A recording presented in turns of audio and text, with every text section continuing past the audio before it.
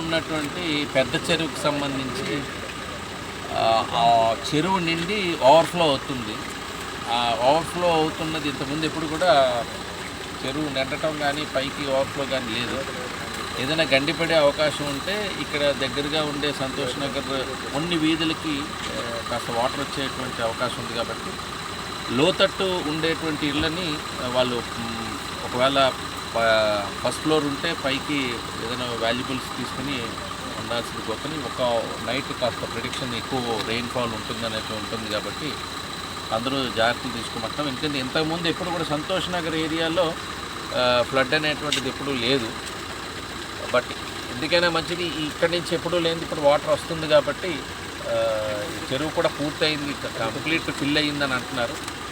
So ఇప్పుడు ఈ night అంతా కానీ కేవలం ప్రజలు సురక్షిత ప్రాంతాలకు వెళ్ళేటువంటి ప్రయత్నమే ప్రస్తుతం చేయాలి. ఎందుకంటే ఈ తుఫాన్కు సంబంధించి మనం ఒక జాగ్రత్తలు పాటించమని చెప్పడం తప్ప ఇప్పుడు వీటిని కంట్రోల్ చేసేటువంటి